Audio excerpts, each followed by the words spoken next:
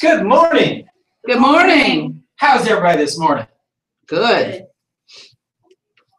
So we've talked about a lot of things through this program. We've talked about business planning and scheduling. We've talked about different types of prospecting. We've done 9 sessions on the contract. I don't think we could have gone much more in depth than that. We did the listing presentation. We did the digital listing presentation. Recently, we did the InTouch system, the basic setup, the contact import and all that. And then, of course, the marketing and campaigns and all those things. And the last time we talked about, because it was Independence Day, being an independent contractor and what that meant to your business. So one of the things that I want to talk about today, last week during our independence conversation, what was one of the things that you as the business owner are responsible for yourself that if you worked for someone else, they would actually do for you, or you would have to go in and do on an annual basis? I'll give you a hint. Because you guys said you didn't want to have the topic this morning too much. So I'm trying to make it a little more. There's several things. No? A review of your A performance review. So, nicely done. So we're going to go today, we're going to talk about it's time to do a performance review on your business. And what does that mean? And where are we in the business? And what kinds of things should we be paying attention to? If this is our first year or whatever in the business, how hard should we be on ourselves? Where should we be going towards our goals and things? Because remember, way back to week 1, we talked about the fact that the business plan is a live document. If it's not a living, breathing document that's changing, then it's not working and it's not useful. So today is one of those days where we're going to take that business plan and breathe some life back into it, maybe. Maybe we've looked at it before. Dare I ask, how many of you have actually looked at your business plan in the last, let's go, month? All right. In the last 2 or 3 months? Okay. Okay. Longer? I can't go any longer than that. All right. So let's talk about what are some of the metrics when we're doing business planning that we need to look at. What are the obvious ones? Number of units, listings, maybe? Or appointments. Listings, appointments, Closing. sales. These are the obvious ones, right? Closings. target and average price. Average price, average sales price, average close price, average list price. We could also do number of, we could do dollar of, right? Mm-hmm. Because we might be looking at what's our total volume for listings, sales, closings. What else? Those are kind of the super obvious ones, right? Well, you also, in your business plan, excuse me, have to have a marketing element on how you're going to market yourself, how you're going to market your properties. So what is your marketing plan?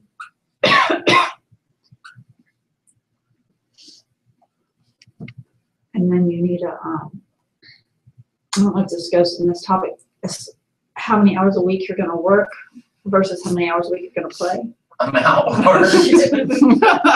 I like that. Worked versus played.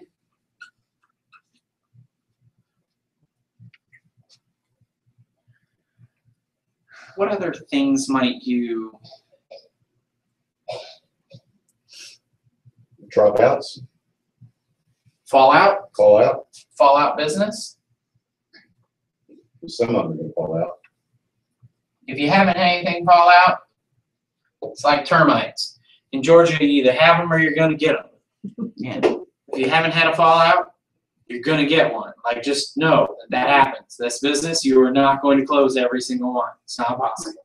If you have, just hold on. Sometimes it gets worse. You know, like, sometimes it's good to have a fallout like early in the game because you kind of realize, oh, okay. Whereas if you do like 5 or 6 transactions and you haven't had anything fall apart, and then something falls apart, you're kind of like, what was that? How do I deal with that? All right, what else? Well, we normally target an area, so I would look at where the actual business is coming from. Is it in that target Okay. area or? Source / location of business is a good one. You may discover something That's right. like Decatur. Like Decatur, for instance, for you. Doesn't mean that. But you may find out that you've been doing business because you've been getting it from not necessarily part of your marketing plan, your target area, but you've been getting it from maybe e-leads or whatever, and you realize, gosh, I've been doing a lot of business in this area, and I really know it pretty well now, and I might as well maybe make that part of my marketing area now and maybe do a little adjustment to that plan.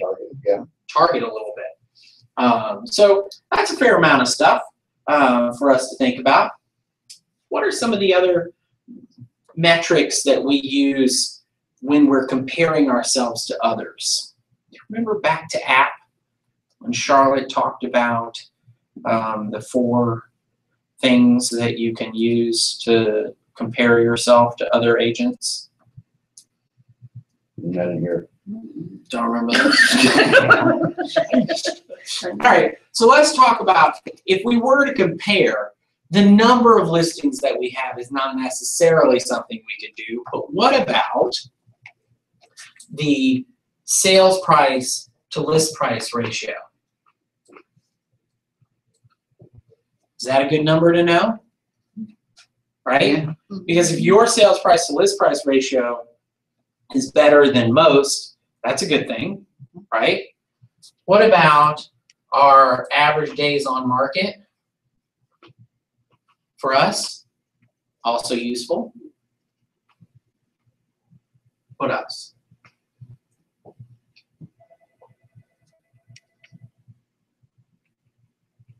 Anything else you can think of that's like a percentage ratio or anything like that?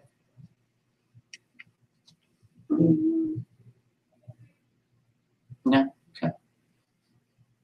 What about working with buyers? Has anybody ever calculated what their buyer's sales price to list price ratio is?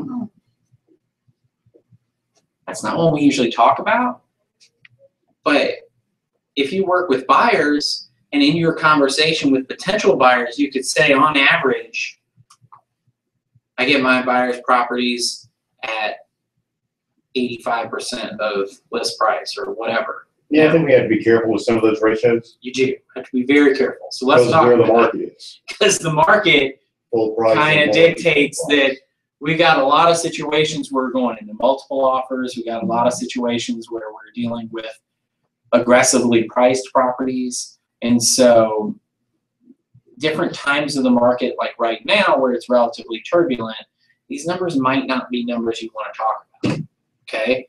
And so from that standpoint, you really have to kind of keep going from that standpoint. Theme is not coming across. It's not coming across at all? You got the man that you can't get it all.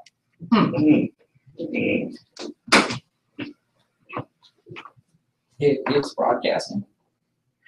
It sounds like. That was a user problem. We'll look at that later. All right, so let's talk about the basic numbers. Where do you get those from? You keep them. I mean, you would know. You could keep them, right? Yeah. But we also get a report from us that shows you your numbers, Dashboard. the dashboard. And so that gives you an idea, kind of reminds you, keep up with what things are going. You know, one of the interesting things that's not up here that we haven't talked about? We've been talking for what, I don't know, 10 minutes or so? Commission. What about GCI? gross commission?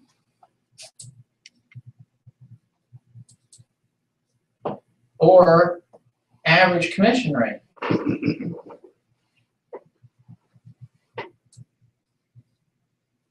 Yeah, and again, on the average commission rate, Well, and again, we want to look at the average commission rate for listings, Right. because that's where we have control. And then we can look at buy side. but But we How can many- look at buyers. So think about this. If I looked at my review and I reviewed my X number of months that I've been doing this, and I've worked with mostly buyers, and my average commission rate is 2.2%. What would I start to do or think about? Maybe in my business plan and in my modeling of working with buyers, I need to do a better job of enforcing the buyer brokerage agreement. Because technically, when a buyer signs the buyer brokerage agreement, they're agreeing to pay you 3%, or 3.5%, or 4%, or whatever you put in there. And if the other side only pays 2%, and you got a buyer brokerage for 3%, where's that other 1% come from? Buyer. Buyer, if you enforce it.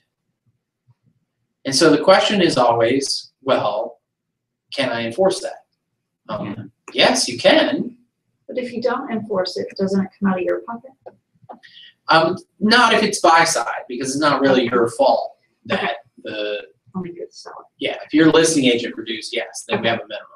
But for buy side, I mean, it's, you know, you go sell a Fannie Mae property that's listed at 2%. The other thing you gotta be careful is there are some we have seen across the metro where the buyer's commission is nothing.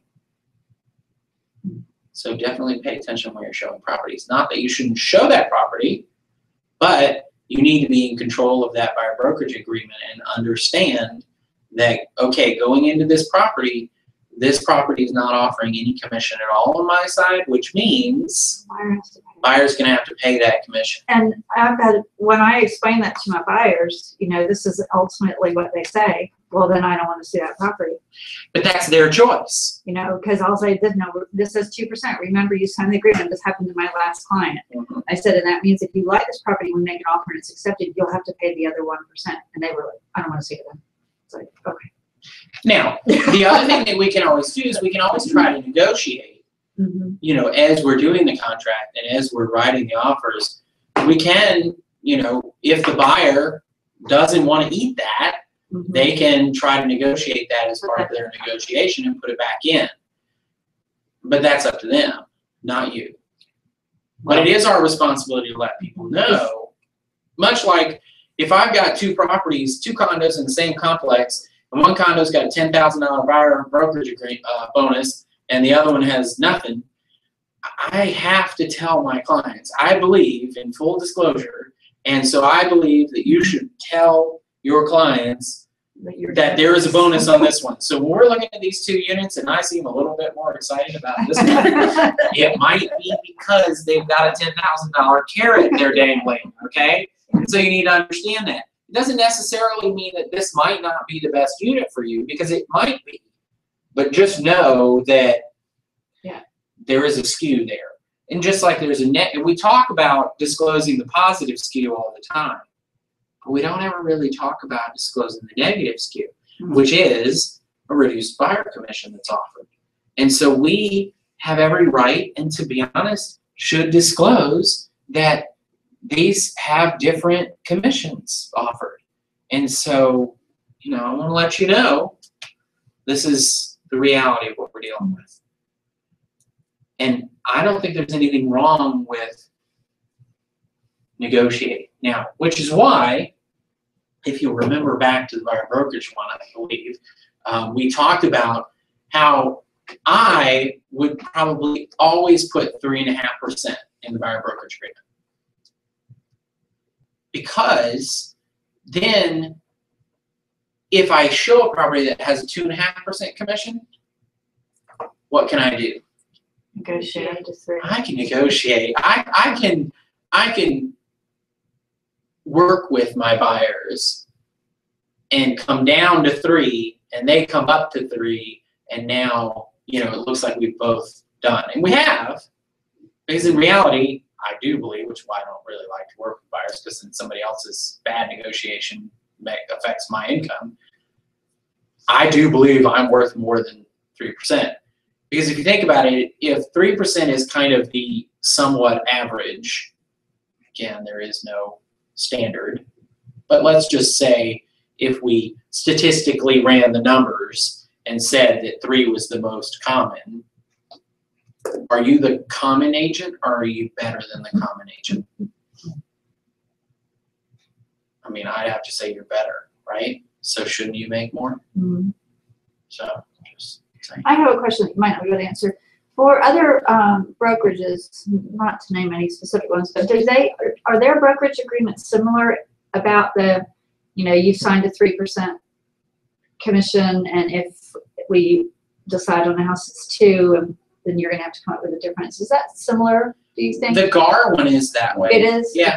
Okay, I was just curious. Yeah, no, absolutely. I mean, that's kind of the whole point of the brokerage agreement, Mhm. is that it is what you're supposed to get paid off of. Mhm. And in some states, like if you've heard in the news, you know, there's a whole brokerage out west pulling out of the MLS because they're not offering buyer brokerage fees.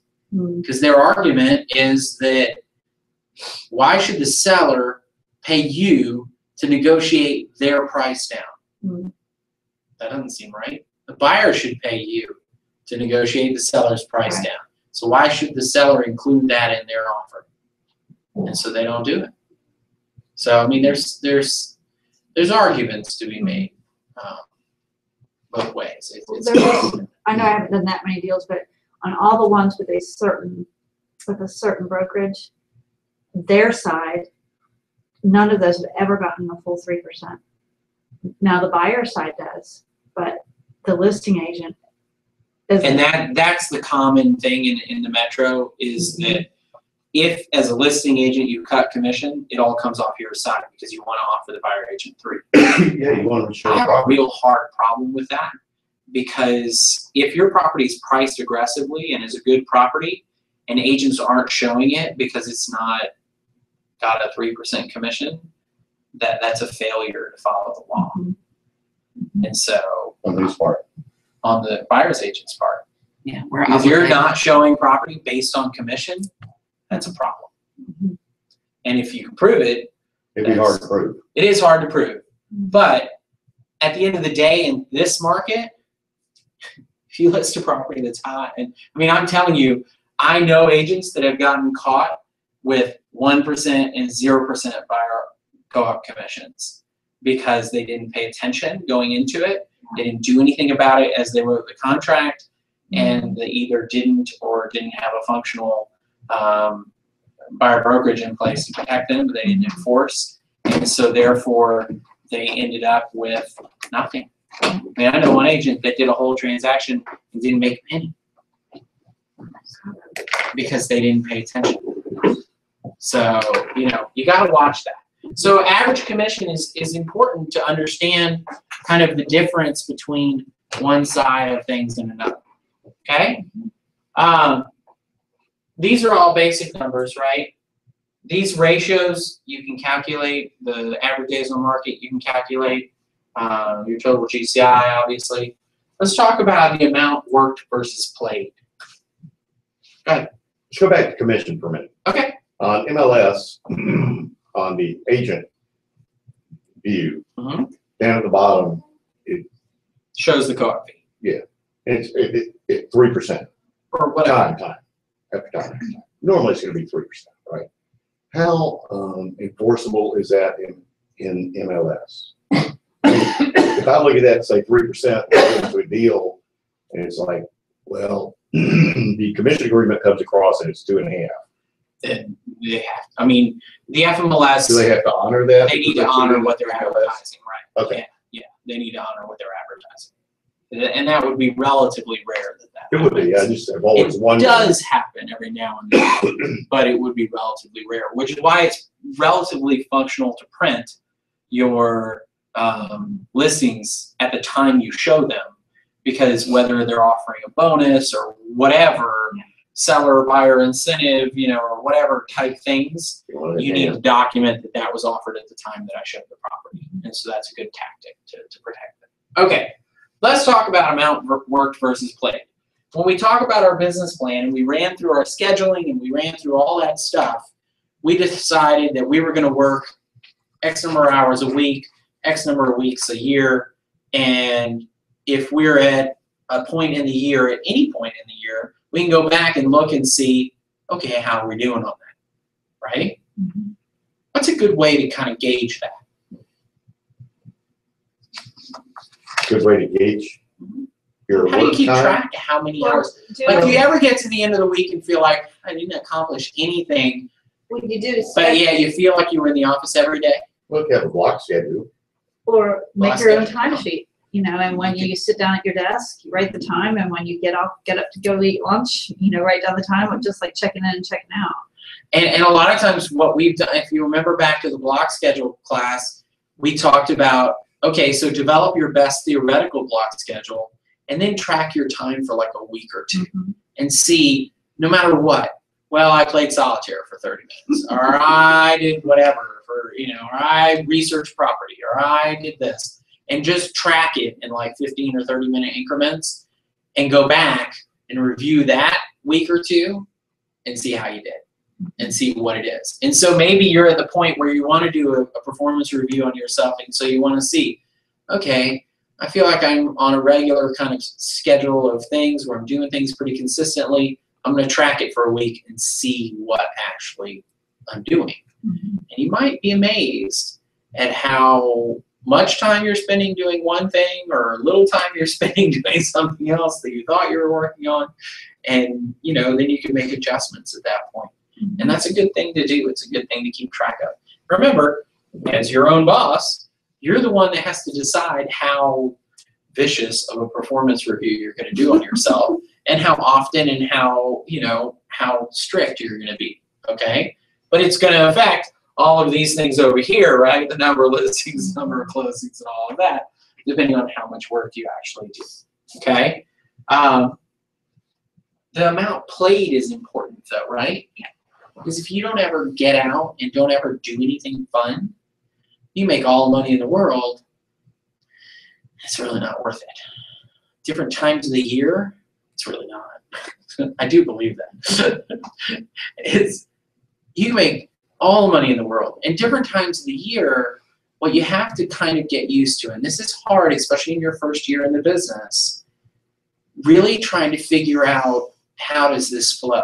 And it's different for every individual.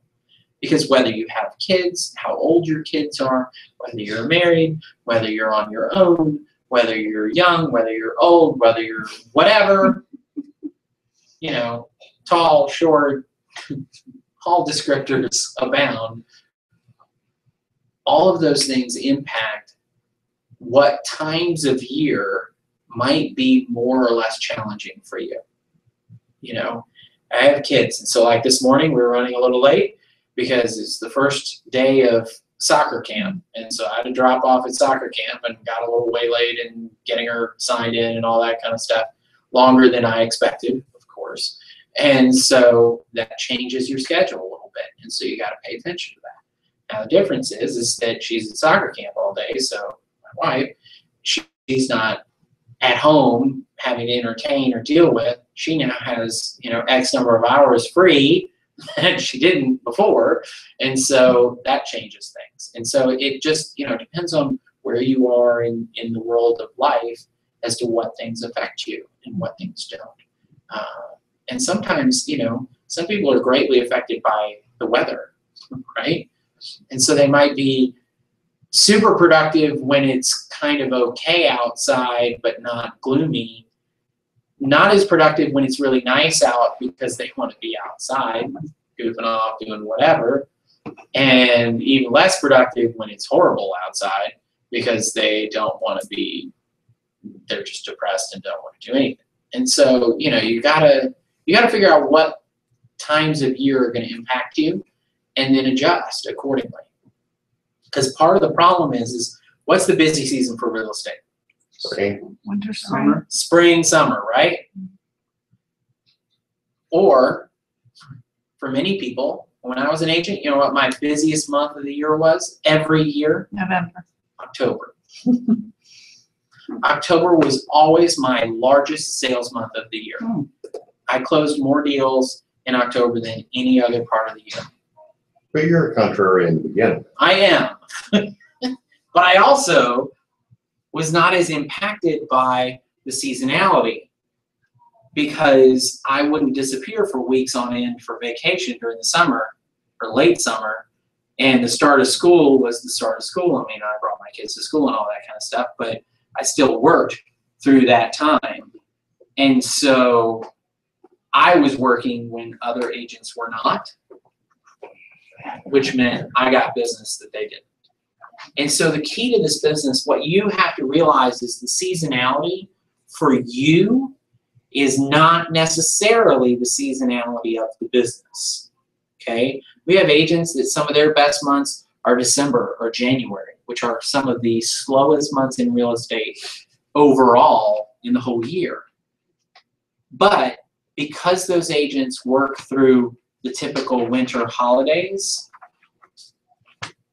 they're getting business that other agents are not. And you just got to decide for your life, in your world, what can you accomplish when? And if we're at, you know, we're right here at July right now, and so we're a little over halfway through the year, right? And so I think I asked the question at sales meeting the other day, how many of you would be happy if we doubled the business that you've done so far for the whole year? And most people, oh yeah, that'd be great. And how many people feel you could actually do that? And not so many people raise their hands with that. Because that feeling that the spring is kind of the easier pickings time, the easier to do business time, impacts what you do in the second half of the year. But to be honest, if you do what we've talked about for the last 40 some odd weeks, you're in control of how much business you do, not the market. Because the problem with this business is that the market is cyclical, not just on an annual basis with the spring and the summer and the winter peaks and valleys, but also year to year, right? Think about, we just came out of one of the worst falls in real estate value and activity ever. And yet there are many agents that did just fine through those time periods and made just as much money as they made in previous years of peaks. And to be honest, they're making more money now than they were at the peak of the market, because they came through that time still pushing, still focused on generating business, still focused on the productive activities. And so that is paying dividends now. And that's true for everyone. Think about it. This business is based on referral, right? More than anything. But you got to have a base to have any referrals. Right. So if you're brand new and don't know anybody, how much referral business are you going to get? Not much, right? If you're lucky, one, maybe. Your mother?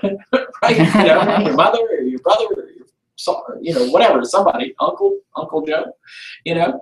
So you got to do that focus on generate the business. But once you get a base and you start getting referrals, if you slack off on the generate the business stuff, what happens to your base? It stays the same, right?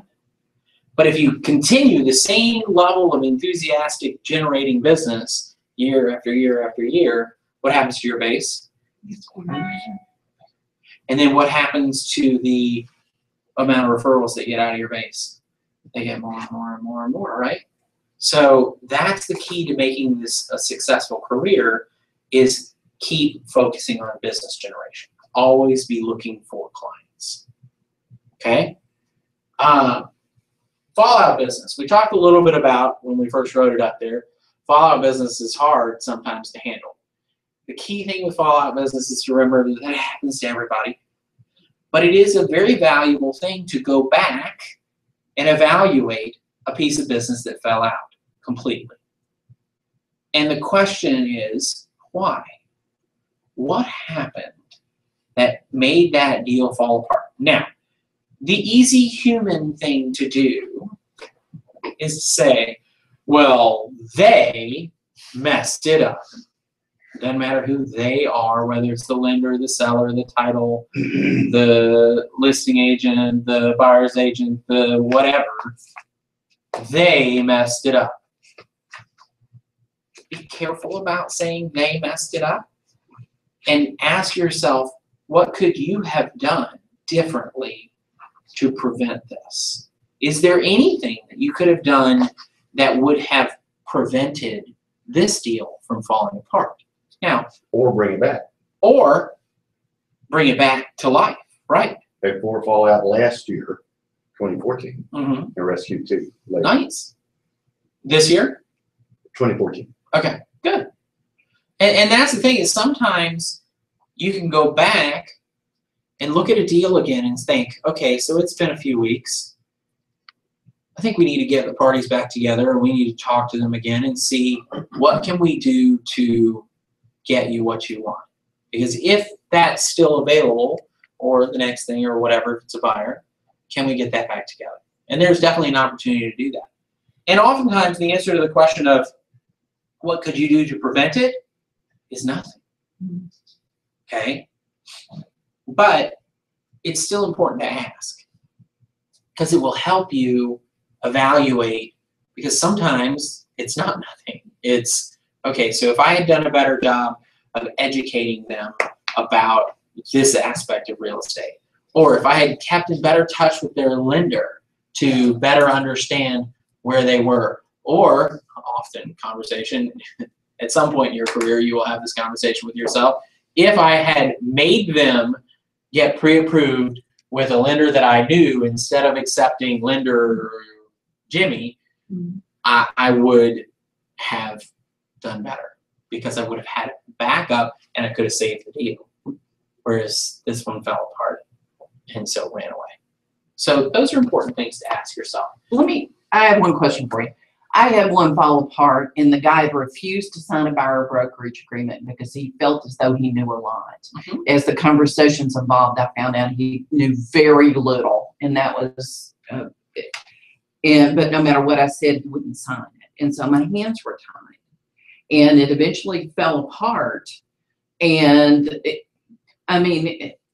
what can you do? And can you, when working with a buyer, if they won't sign the buyer brokerage agreement, do you have an option of telling them you only work with people that do? Or Absolutely. Yeah, I wouldn't- I Absolutely. wouldn't worry about it. They don't sign it. So you have two options in that situation. You can treat them like a customer, which is what you did, I did. because you didn't advise, and it's painful. hard. It was And if painful. you've not had to do that, it's quite the experience, because realizing that you cannot advise them in any way, shape, or form as a customer. All you can do is fill out paperwork. It's really hard to kind of sew your lips shut and just be quiet, because you're thinking to yourself, I really want to tell them that they need to ask this, or I need them to say this, because this is going to kill this deal. And you really can't do anything about it. And so you can do that. And there are times, where you just, I'll write it up for you and see what happens. Not now. The key is that if you're treating them as a customer, you have to realize that you have no control. And so if it blows up, oh well, it blew up. Nothing I could do about that.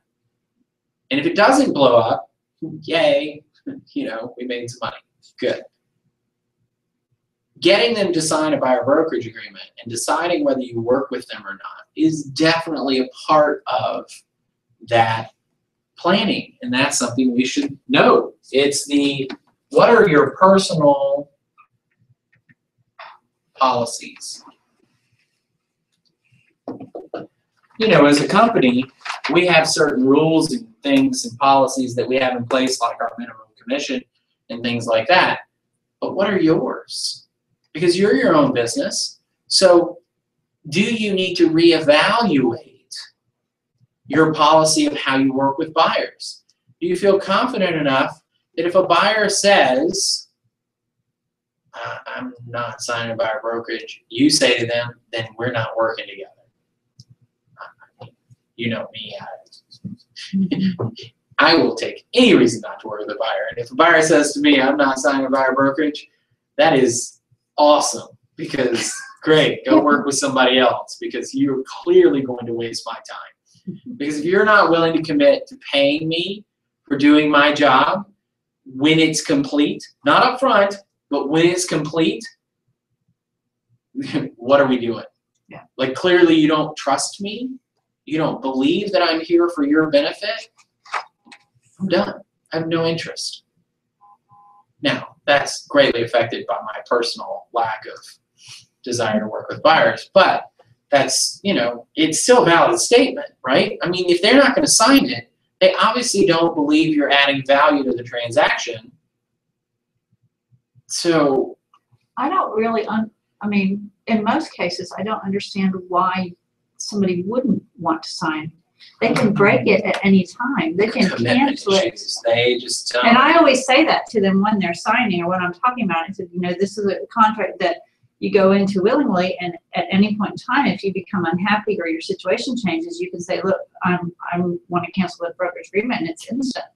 So because of that, I don't know why somebody would They don't have want to such. be obligated for 3%. They're concerned about the obligation. They don't believe, like Donna said, you know, they think they know enough. You know, in today's age of technology and online webinars and all kinds of articles and crap out there about how to buy a house and all the things to look for, they think, well, I can find a house. I got a smartphone. I don't need you. I just need you to let me in. That's true. They don't need her to let them in either. Well, exactly. That's kind of my approach. If you don't need me for anything but to let you in, call the listing agent. That's right. Let them let you in, because I'm not working with you, and that's fine. So, and then I don't come crying to me when you're stuck in a contract that isn't in your favor because the listing agent represents the seller and not you. So, you know, I mean, that's kind of that. So personal policies is a good one. Let's talk about source of location of business. As a new agent, what's a common source of business? E-leads. Company generated, right? Anything that we can provide for you, whether it's e-leads, formal stuff like that, or just desk duty or whatever. Is that a great way to build a long-term business? Well, that's why I'm breaking the wall, because you're going to build a base. Absolutely. It brings some stuff And it in also for 'em. gives you experience fairly quickly, at least in my experience, fairly quickly, that you might not have been able to acquire otherwise. Absolutely. And the conversation is always, at what point is it not cost effective to take free business at the cost of that free business, right? Not all companies generate the leads for free. No, that's what I'm saying is that Most of them. it's free business in that it's business that you wouldn't have gotten otherwise, but there's a cost associated with it. A disproportionate cost. in And my so, opinion. well, because that's where you are in your development as an agent. As a brand new agent,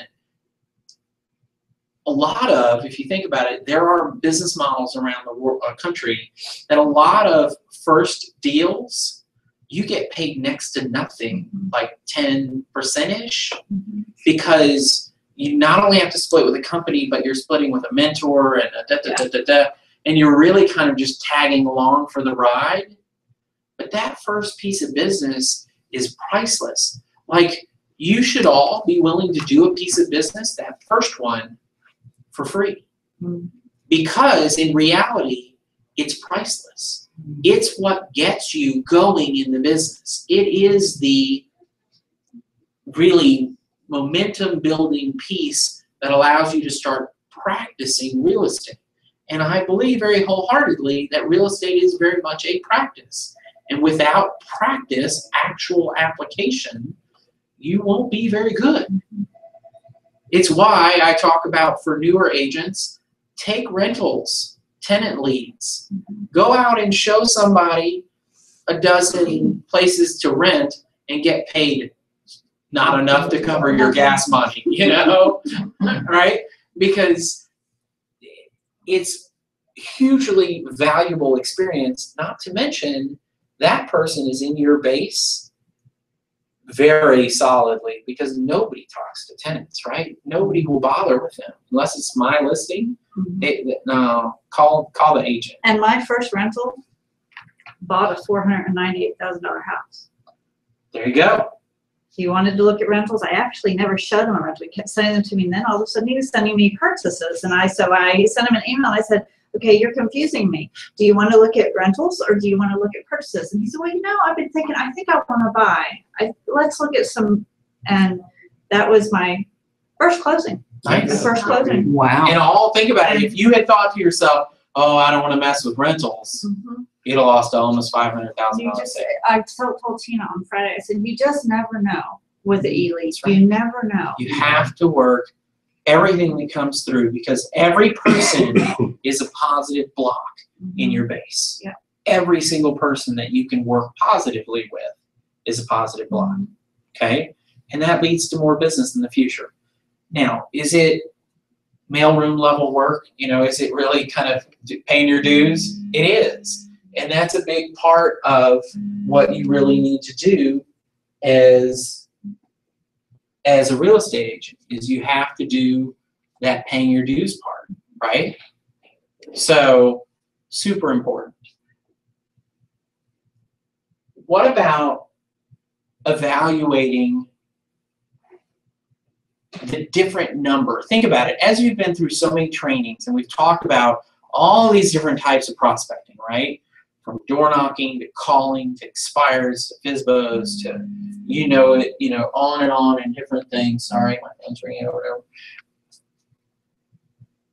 If you went back and reviewed how many of those, if we listed them all out on the board here as best we could, and we started scratching off, yeah, I've done that, yeah, I've done that, yeah, I've done that, yeah, I've done that, would there be any left that you hadn't tried yet?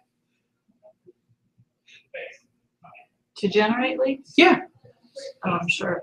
I'm sure there would. Yeah. I can almost guarantee there would be, because there's just so many different options. And so you might evaluate, okay, if I still want more business and still want to make sure that I'm doing as much business as I can or growing my business, should I look at what things I haven't even tried and see how well that might work? And then maybe we go through and we say, okay, I've gotten business out of that, I've gotten business out of that, I've gotten business out of that, I've gotten a lot of business out of that. What things do we need to do more of, right? So like maybe we've gotten business out of going to the garden club meetings. Oh, that's very popular. Is it? That's a big one for you? Yeah. So you should go to more garden clubs then, right? Whatever it is, you know, I went to the car show, I went to the garden club, I go hang out at Bones, whatever it is, There you go. find the one that has worked or has worked really well and do more of it, right? Yeah. Because that's a great source of business and grow that. What else could I do? Strategize. What else could I do from a marketing standpoint to grow business out of that sector, out of that source of business? If I get a ton of business out of my neighborhood because my kids interact with the whatever's at the pool, is there an opportunity to sponsor something at the pool to get my banner up? How about with the soccer team? You know, my kids' soccer team, they have sponsorship banners that are huge, like bigger than this thing, hanging at the fields on the fence. Can I get my name on that? Can I get a big sign? Would that help me get more business than I've been getting from just hanging out at practice talking to parents? Possibly, right? Does it make sense? Should we try it? Maybe. You notice I don't say yes, ever. Because you got to evaluate. You're the boss. It's your business. You got to evaluate what makes sense and whether it's worth trying. Happy to talk with you at any point. Location, we talked about. You might, when you map out all of your business, you might realize, wow, there's a cluster over here I didn't realize that I was doing so much in that area. So, you know, from that standpoint. Marketing plan, let's talk about that one real quick. When you first did your business plan, especially if you were brand new, you probably randomly decided, okay, I'm going to farm this area and I'm going to do this. Or maybe you started after InTouch got going, and so you said, okay, I'm going to do this campaign and see how that works. What you need to do is go back and evaluate which ones are working. What other plans might be a good idea? Am I making enough contact? Am I making the right kinds of contact with the areas that I'm targeting? Or people or groups or whatever, whatever your target is. Are you making the right amount and the right kinds of contact with them to get business? And how long have you been doing it? How frequently are you doing it? Because those are all play into how effective it might be. Okay? So you really have to evaluate your marketing plan. And then I think you had mentioned when we talked about marketing plan, this to me is more marketing plan as far as more farming type efforts. Mhm. But what about your presentations and your property marketing?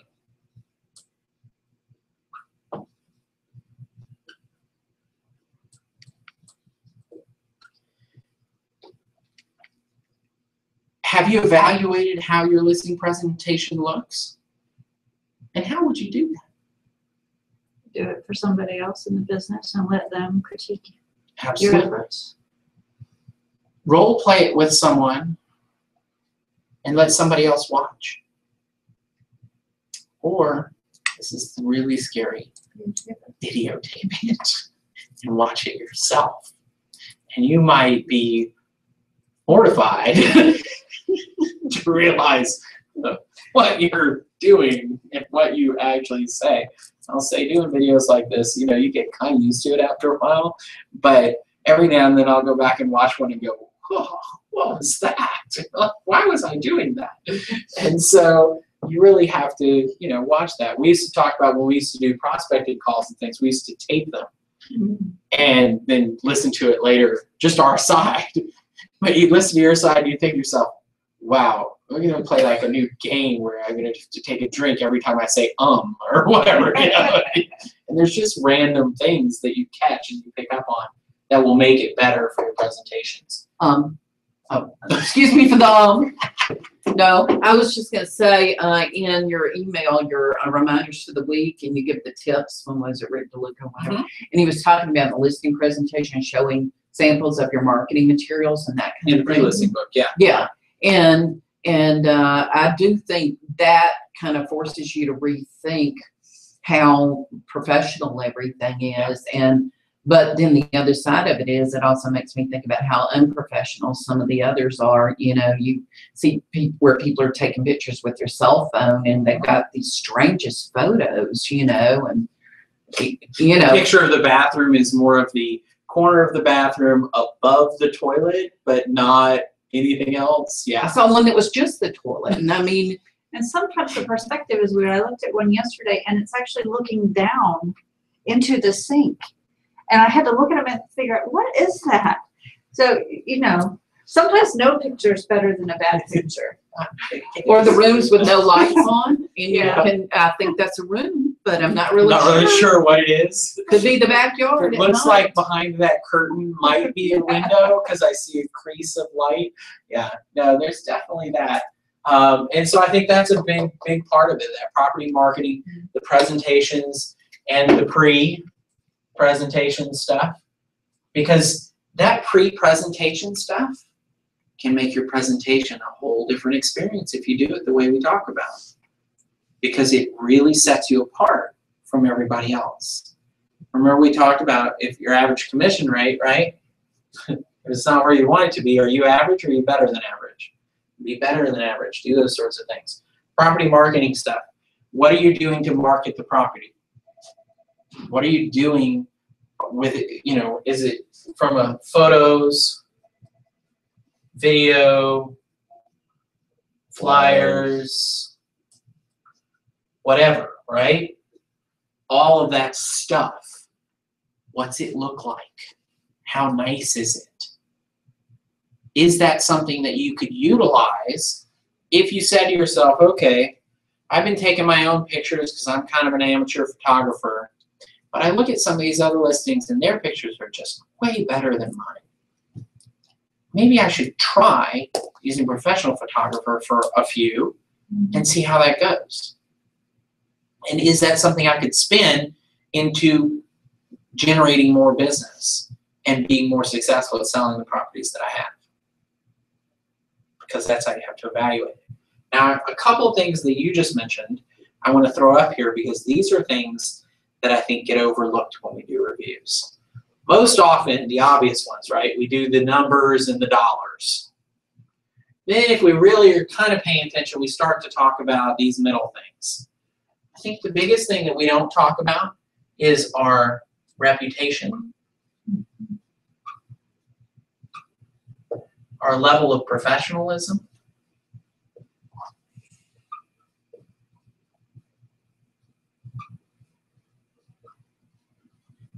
any others that fall in line with that? This is the how do other people see us column. I would say, and it's probably similar to your level of commitment. How do they perceive where they are on the hierarchy in your, you know, among your other customers? I have a friend who just has had her house listed.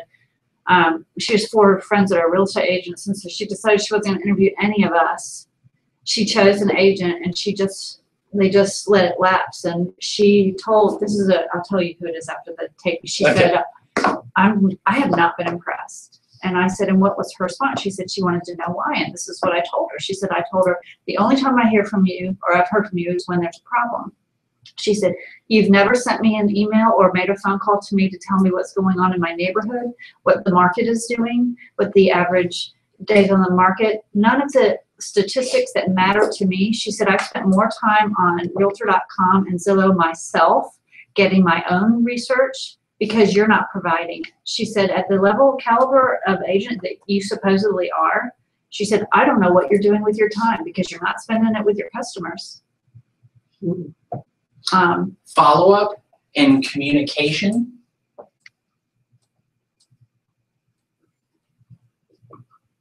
Effectiveness is critical in this business. I will tell you the #1 complaint from clients is I don't hear from my agent often enough. If I get a phone call, it's usually because, you know, it's been listed for whatever, and I haven't heard from your agent, my agent. Why is that? Well, the thing is, and if you contact them regularly, Right. they automatically think you're committed. I mean, the one that I just got listed, I really don't like calling her because she is by herself and she talks and talks and talks, and I can't get her It's off not a the quick phone. conversation. No. And so, but you know what? She now, you know, we have a She really good knows. relationship, and she, you know, looks forward to my calls now. Yeah. And, you know, and yesterday I went to put sign in the yard and she gave me a great big hug. And, you know, so that, just that little, well, for her 30-minute conversation once a week since January has paid off. Has paid off. But think about it, from that standpoint, that level of commitment is the level of commitment, that's part of your reputation now.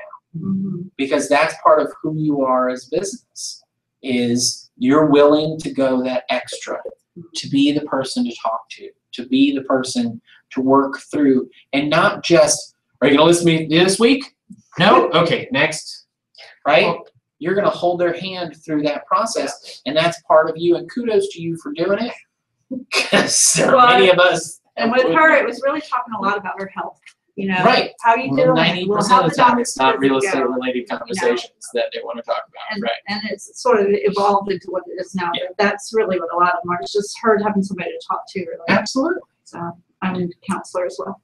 One thing I'd like to throw in, my previous life, I did consumer research, customer sat, to be specific, and the communication thing is a universal. It doesn't matter what you're selling or even what business function you're in, the communication is a critical element. And part of it is, though, finding out what to them is sufficient, because some people do want that weekly call or a weekly email. I mean, some of them don't want to call. They want an email and they're happy with an email. Don't call me, I don't want to talk to you. Yeah. Unless you're calling to tell me you're sending me a contract, even then, just send it to me, I'll get it. And I think during the pre-listing, listing appointments and that kind of thing, to say, I want to communicate with you at the level that you want to be communicated with. Is it too much if I call you once a week, or if I email you once a week? How frequently do you? And I think that's important in that those presentations and personal policies of what is your standard, what is normal for you. And in the scripts we talk about, I'd like to follow up with you. Is Monday or Tuesday better for you? Would you prefer Monday afternoon or Monday morning? Those are part of the scripts, because we are trying to do exactly that. We're trying to drag that information out of them. What else does that do? Because we talk about that a lot when we talk about presentations and things. But when you're interacting with your client, do they want to feel like you're in control or they're in control? They're in control. They want to be in control, but they want you to be the one being the expert, right? And so that's an interesting balance sometimes, because you don't want to be the one that says, you need to do this. What you need to be the one is that says, okay, if you do this, more than likely this will happen. If we do this, more than likely this will happen. Which one would you prefer? Because that's them in control instead of you trying to dictate. Now, it's all about your personality and their personality and all those sorts of things. That's your choice on how you want to do it. But generally speaking, that's a more effective way than you take that down, do this, do that, do that, do that, whatever kind of thing. Okay? This is long-term planning for you. Your reputation is everything. Think about it. Why does Coldwell Banker spend so much time and effort making sure that our agents are trained and focused and doing what they should be doing? Is it so that they're great? Yes. But overall, we also want to make sure that our reputation as a company, as a brand, is strong. And it's why you can work with Coldwell Banker agents pretty much anywhere in the world, and you will get the same level of service that you would expect to get here, which is good. Any thoughts about your review? How many feel like you should do this on an annual basis, kind of like we talked about at the beginning? How often should you do some of this review? I think it should be quarterly. I think As a business owner, a quarterly review is not a bad thing. If your business plan is a living document, you need to do it every quarter. You're going to modify your business plan. That's right. And you got to make sure that you're getting out ahead of it and being proactive, not reactive. Because if you find out halfway through the year that you're 80% off plan, you got a problem, right? That's going to make the second half of the year a whole lot harder. Now, if you can make it and you can make the adjustments and get what you need, do the work and get what you want to do and get to your plan still by the end of the year, you know what that's going to mean for the next year? It's going to be a good year. Because once you get into that mode of doing, it goes over. How many days does it take to make a habit? 2 weeks, isn't it? 30 days. I've heard 21. Whatever reason. I'm sure there are 1,000 different answers to that. But let's say it's 21. If it takes 21 days to make a habit, you do a review, pick up what things you need to change, and make yourself do them. Right? Because then they'll come natural and they won't be something that you're struggling and forcing yourself to do. All right? All right. Any other thoughts, comments? All right, good deal. Here's the final thing. We are getting rapidly towards the end of our 52 weeks. We are in the 40s at this point. So we got a dozen or so left, not quite maybe. I want you to start thinking about, as we've been in the business for a while, we've accomplished certain things. What things now are we feeling that we need to go back and try to build up? And shoot them to me, and let's see if we can develop them into some topics. Okay? So maybe you do a review and you realize, you know, my marketing plan just not working. And I'm doing the basics the way we talked about in farming, but I'm not getting the results that I want. So maybe we need to evaluate that. You know, different things. All right? Thank you guys for coming. Thank you. And Thank you. we'll see you next week.